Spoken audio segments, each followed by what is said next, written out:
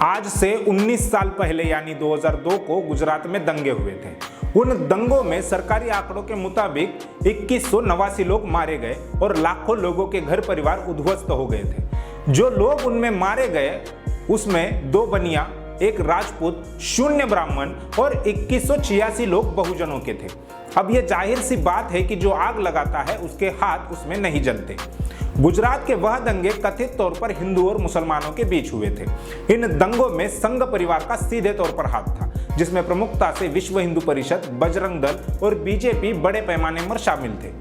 उन दंगों के कुछ साल बाद ही वीएचपी के नेता प्रवीण तोगड़िया का एक इंटरव्यू आपकी अदालत में लिया गया। उस इंटरव्यू में प्रवीण तोगड़िया ने कुछ ऐसी बातें कही जिस पर बहुजन समाज ने सोच विचार करना चाहिए।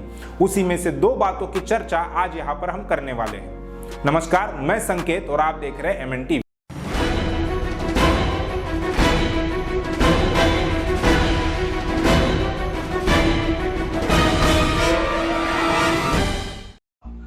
जो मुस्लिम कम्युनिटी है उनको ये कहते हैं कि ना आपको बीजेपी बचा सकती है ना आपको कांग्रेस बचा सकती है। मैंने ये स्टेटमेंट कांग्रेस के संदर्भ में कहा था, बीजेपी नहीं। मैंने कहा कांग्रेस आपको नहीं बचा सकती है, क्योंकि गुजरात का दंगा हुआ, हर गांव में कांग्रेस का काम था। एहसान जाफरी जैसे मेंबर ऑफ पार्लियामेंट को मारा गया, 2 कांग्रेस वाले निकले थे। मैंने सोनिया गांधी को चैलेंज दिया था कि आप 10 गांवों के नाम दिखाओ जहां के कांग्रेसियों ने डटकर खड़ा होकर मुस्लिम भाइयों को बचाने का काम किया हो। दंगे होते हैं तब भाइयों कोई कांग्रेसी भाजपा वाला नहीं होता, सब हिंदू हो जाते हैं। सबसे पहली बात जो प्रवीण तोगड़िया ने कही कि जब कभी हिंदू मुसलमानों में दंगे होते हैं तब कांग्रेस मुसलमानों को बचाने का काम नहीं करती। क्या वाकई में मुसलमानों की हितैषी बनी हुई कांग्रेस दंगों में मुसलमानों को कोई मदद नहीं करती? उन्हें दंगों में जलने के लिए छोड़ दिया जाता है? अल्पसंख्यक आयोग के मुताबिक अब तक देश में 65,000 से भी ज्यादा दंगे हुए हैं और ये दंगे ज्यादातर कांग्रेस के शासनकाल में ही हुए हैं।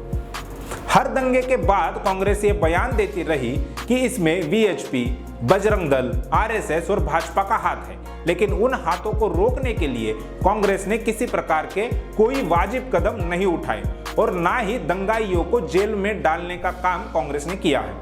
इतना ही नहीं, बल्कि गांधी जी की हत्या के बाद आरएसएस पर लगाया हुआ बैन भी कांग्रेस ने केवल 1 साल के बाद ही हटा दिया और उसके बाद अब तक दोबारा कभी भी आरएसएस पर बैन नहीं लगाया गया।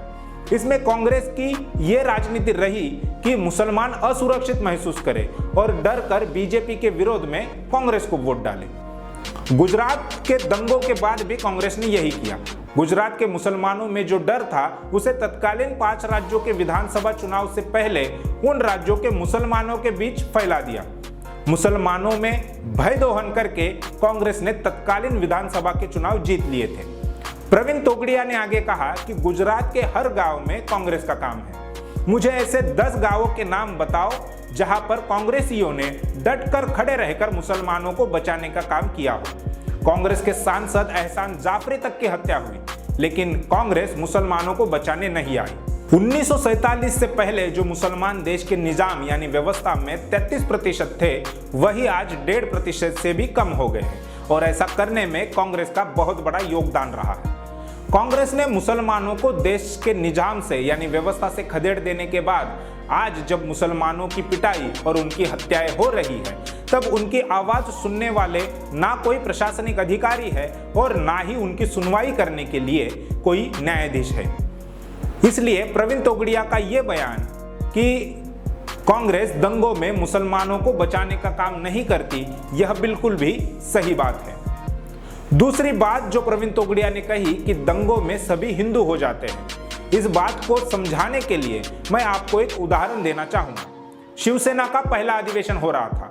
उसमें देशपांडे नाम के ब्राह्मण ने मंच से कहा कि हिंदुओं की जागृति प्रतिक्रिया से होती है।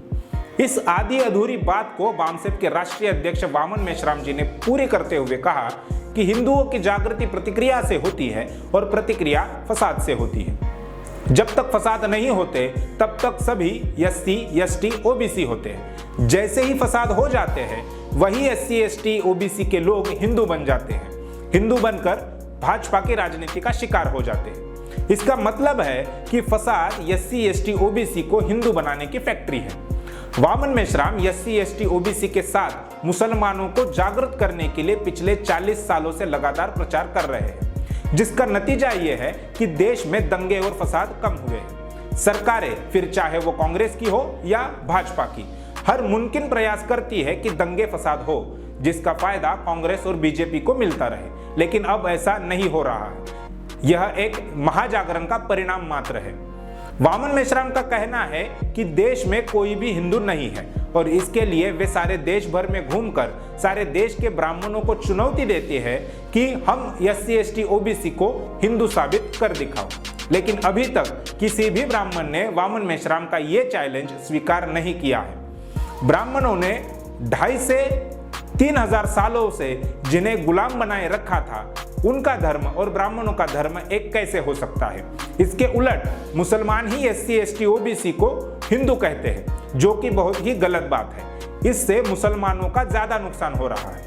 जैसे इस्लाम का प्रचार करके किसी को भी मुसलमान बनाया जा सकता है, क्रिश्चियन धर्म का प्रचार करके क्रिश्चियन बनाया जा सकता है, सिख धर्म का प्रचार करके सिख बनाया जा सकता है, लिंगायत बनाया जा सकता है, वैसे ब्राह्मण धर्म का प्रचार करके किसी को भी हिंदू नहीं बनाया जा सकता। इसलिए ब्राह्मण दंगे फसादों को अंजाम देकर एससी एसटी ओबीसी को हिंदू बनाते हैं। पवित्र कुरान में मुसलमानों से कहा गया है कि मजलूमों का साथ दो और जालिमों का विरोध करो। लेकिन आश्चर्य की बात तो यह है कि इन 70 सालों में मुसलमानों ने इस बात की भी पहचान नहीं की कि उनके साथ इस देश में और कौन से मजलूम हैं। वे मजलूमों की जगह जालिमों को साथ देते रहे और इसी का नतीजा है कि पिछले 70 सालों से मुसलमानों की हालत बद से बदतर हो गई है। जो कांग्रेस खुद को सेक्युलर यानी धर्मनिरपेक्ष कहती थी, उसी कांग्रेस ने अब अपना सेक्युलरिज्म का चोला उतारकर खुद को हिंदुत्ववादी कहना शुरू कर दिया है। फर्क सिर्फ इतना है कि भाजपा का हिंदुत्व हार्ड है तो कांग्रेस का सॉफ्ट है। लेकिन हिंदू राष्ट्र बनाने की इस होड़ में कांग्रेस भी अब अपने पूरे कपड़े उतार कर लगी हुई है। अब ये मुसलमानों को सोचना है कि वे पवित्र कुरान के मुताबिक मजलूमों का साथ देना चाहेंगे या नहीं, या हमेशा की तरह जालिमों का साथ देकर अपने साथ देश का भी नुकसान करना चाहेंगे। अब तक के लिए बस इतना ही। आप देखते रहिए MN टीवी। धन्यवाद। समाज की महत्वपूर्ण घटनाओं की जानकारी के लिए MN टीवी को सब्सक्राइब करें और साथ ही साथ बेल आइकन को दबाएं ताकि आपको हर महत्वपूर्ण जानकारी मिलती रहे।